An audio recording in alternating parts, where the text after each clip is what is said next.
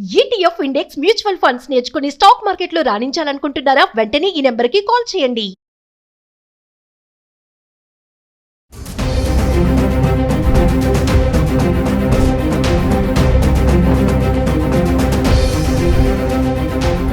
నమస్తే, welcome back to Suman TV. ప్రస్తుతం మనతో పాటు ఉన్నారు consumers affairs committee chairman Mandari Krishnareddy గారు.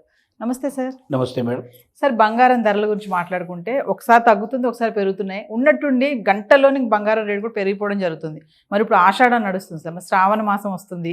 శ్రావణ మాసం టైంలో బాగా డిమాండ్ ఉంటుందని కొంతమంది చెప్తున్నారు. అసలు ఈ హెచ్చు తగ్గులకి కారణాలు ఏంటంటారు? అసలు అంటే బంగారం ధర హెచ్చు తగ్గులకి ఒక కారణం అంటూ చెప్పడం చాలా కష్టం. ప్రపంచవ్యాప్తంగా జరిగే ఏ సంఘటన అయినా బంగారం మీద ప్రభావం చూపించే అవకాశాలు ఉంటాయి. ఇప్పుడు ముఖ్యంగా ట్రంప్ నిర్ణయాలు, మొన్నటిదాకా ఈ దేశాన్ని తగ్గిస్తాను ఆ దేశాన్ని తగ్గిస్తానని చెప్పిన వాడు నిన్న ఒకేసారి అలా కోపం వచ్చేసి బ్రిక్స్ సంబంధించిన సమావేశాల్లో వాళ్ళు బ్రిక్స్ కరెన్సీని తీసుకొస్తామని చెప్పి నిన్న ఒక నిర్ణయం తీసుకున్నారు. అంటే డాలర్ని పడగొట్టాలని, డాలరుకు ప్రత్యామ్నాయంగా బ్రిక్స్ కరెన్సీ తీసుకొస్తానని ఎప్పుడైతే చెప్పాడో ఆ మాటతో విపరీతమైనట్టు ఊగిపోయే పరిస్థితి ఏర్పడి, నేను ఈ బ్రిక్స్ దేశాల్లో ఎంతమంది అయితే పాల్గొంటున్నారో వీళ్ళందరికీ 10% ఎక్కువగా అన్నిట్లలో కూడా వెంటనే నేను పన్ను పెంచేస్తాను, వాళ్ళు మా దేశానికి సప్లై చేసే అన్ని ఐటమ్స్ మీద 10% పెంచేస్తానని చెప్పాడు. పిచ్చివాడు ప్రేరేపణలాగా ఉంటుంది. రాత్రి ఏం మాట్లాడతాడో, పొద్దున ఏం మాట్లాడతాడో, ఏ క్షణంలో ఏ నిర్ణయం తీసుకుంటాడో, ఒక పరిపూర్ణమైన ఆలోచన విధానం ఉండేటువంటి ఒక ప్రెసిడెంట్ మాట్లాడినట్టుగా మాట్లాడలేదు. ఇంత ముందుకు అమెరికా చరిత్రలో ఏ ప్రెసిడెంట్ ఇలా మాట్లాడినవాడు కానీ, ఇలాంటి నిర్ణయాలు తీసుకున్నవాడు కానీ, ఇలాగా తన పొగరుని చూపించేటువంటి ప్రయత్నం చేయడం కానీ ఎవరూ చేయలేదు. దీనికి భిన్నంగా చేస్తున్నాడు కాబట్టి ట్రంప్ నిర్ణయాల మీద కూడా కొంత ఆధారపడే పరిస్థితి ఏర్పడింది. ఇంకా మనకు అటువైపున యుద్ధాలు కూడా పూర్తిగా తగ్గినట్టుగా లేదు. వీటన్నిటినీ దృష్టిలో పెట్టుకొని ఇవాళ కొంత తగ్గుముఖం కనపడుతుంది. ఇంకా కొద్ది రోజులు ఇట్లా తగ్గుముఖం ఉండే అవకాశాలు కనబడుతున్నాయి మనకు. మనం 70-75 వేల దాకా కూడా వెళ్ళినా ఆశ్చర్యపడాల్సిన అక్కర్లేదు. కానీ అదే స్థిరంగా ఉండి అక్కడ మళ్ళీ ముందుకు వచ్చే పరిస్థితి కూడా ఉండొచ్చు. ఇది ఒక్కరోజు ఈ రేటు, ఒకరోజు మరో రేటు ఉండడానికి కారణం ప్రపంచంలో ఉన్న పరిస్థితులను బట్టి, ప్రపంచ మార్కెట్ సంబంధించిన రేటు కాబట్టి వాళ్ళు తీసుకున్న నిర్ణయం మీద ఆధారపడి ఉంటుంది తప్ప ఈ లోకల్ మార్కెట్ మీద ఉండేటువంటి నిర్ణయం కాదు. ఇది దీంట్లో ఉన్న పరిస్థితి. అంటే సార్, ఇలా హెచ్చు తగ్గులు అవుతున్న క్రమంలో ఎవరైతే బంగారం కొనుగోలు చేస్తూ ఉంటారు పెద్ద మొత్తంలో, అలాంటి వాళ్ళకి ఏమైనా ఎఫెక్ట్స్ ఉంటాయంటారా? ఇలా రేట్స్ ఫ్లక్చువేట్స్ అవుతుంటే అంటే అలాంటి వాళ్ళు చాలా జాగ్రత్త పడతారు. పెద్ద మొత్తంలో పర్చేజ్ చేసేటువంటి వాళ్ళు రేపొద్దున హెచ్చు తగ్గులకు కూడా సిద్ధపడేటువంటి వాళ్ళే కొంటారు తప్ప మామూలు వాళ్ళు కొనరు. ప్రభుత్వాలు కొనుక్కునేవేమో అవి రిజర్వ్ బ్యాంకులో పెడతారు. దానికి ఈ రేట్లతో పెద్ద సంబంధం ఉండదు. వాళ్ళు ఆనాటికి ఎంత బంగారం ఉందో చూపి దాని నిల్వ ప్రకారంగా ఏం చేయాలనేది వాళ్ళు దేశానికి సంబంధించిన ఒక నిర్ణయం ఉంటుంది, దాని ప్రకారం పర్చేజ్ చేస్తారు. ఇక పెద్ద పెద్ద ఎత్తులో కొనేవాళ్ళు అప్పటికప్పుడు, అంటే వాళ్ళకి ఆల్రెడీ ఆర్డర్స్ ఉంటాయి. వాళ్ళకి ఒక వారానికో 15 రోజులకో నెలలకు ఉండే 10 రోజులకు ఉండే ఆర్డర్స్ని బట్టి ఈ రేటు నడుస్తుంది, మరి కొనమంటారా అని ముందుగా వాళ్ళకి సంబంధించినటువంటి కస్టమర్స్ని అడిగి తీసుకోమని చెప్పిన తర్వాత తీసుకుంటారు. హెచ్చు తగ్గులతో వాళ్ళకి సంబంధం లేకుండానే ఉంటుంది. ఇక పెద్ద రిస్క్ తీసుకునే వాళ్ళు పెద్ద వ్యాపారస్తులు ఏంటంటే ఒకరోజు తగ్గుతుంది, ఒకరోజు పెరుగుతుంది. పెరిగినప్పుడు వాళ్ళకి కొంత వస్తుంది, తగ్గినప్పుడు కొంత పోతుంది. అది బ్యాలెన్స్ చేసుకొని కొంటూ ఉంటారు. కాబట్టి దానికి దీనికి పెద్ద సంబంధాలు ఉండవు. అంటే ముందు శ్రావణ మాసం వస్తుంది అని అంటున్నారు. ఆ టైంలో గోల్డ్కి చాలా డిమాండ్ ఉంటుందని చెప్పేసి ఒక న్యూస్ అయితే ఉంది సార్. అనలిస్ట్ నిపుణులు చెప్తున్నారు. నిజంగానే ఉంటుందా డిమాండ్ ఆ టైంలో? డెఫినెట్గా మనకు ఇప్పుడు ఆషాఢం పోయిన తర్వాత శ్రావణం ప్రారంభం అయితే శుభకార్యాలు అవన్నీ స్టార్ట్ అయ్యే అవకాశాలు ఉంటాయి. శుభకార్యాలు ఎప్పుడైతే స్టార్ట్ అయ్యాయో ఆటోమేటిక్గా డిమాండ్ పెరిగే అవకాశాలు ఉంటాయి. ఎందుకంటే ఆషాఢ మాసంలో ఎక్కువగా మ్యారేజెస్ అవి జరగవు కాబట్టి, పెద్దగా శుభకార్యాలు జరగవు కాబట్టి డెఫినెట్గా కొద్దిగా డల్గా ఉండే అవకాశం ఉంది. శ్రావణ మాసం నుంచి అది పెరిగే పాసిబిలిటీస్ ఉన్నాయి.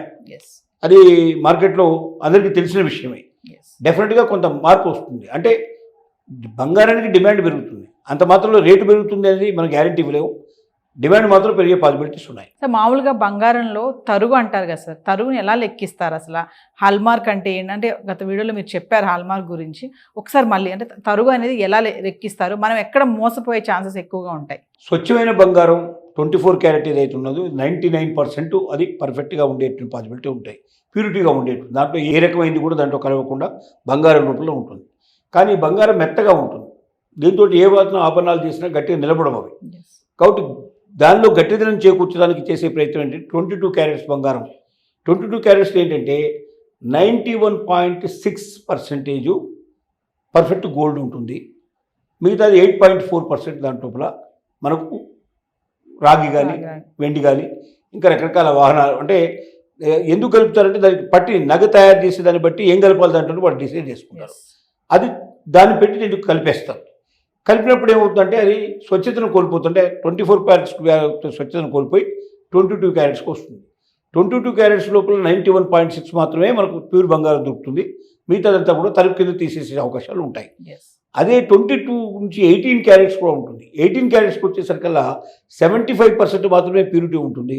25% ఇతర లోహాలన్నీ కలిపేస్తారు.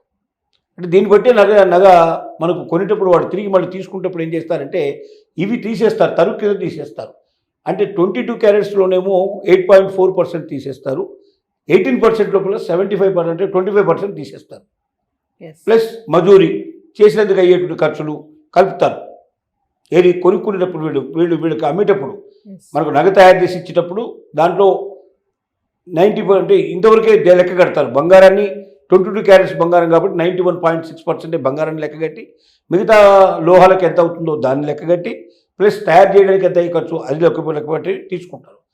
అదే అమ్మేటప్పుడు ఏమవుతుందంటే ఆ తరుగు తీసేయడం జరుగుతుంది. దాంట్లో ఎంత తరుగు పోయిందో ఇప్పుడు తరుగు తీసేయాల్సింది కదా అంటే 91.6% మాత్రమే ప్యూరిటీ ఉంటుంది కాబట్టి అందుకే లెక్క కడతారు.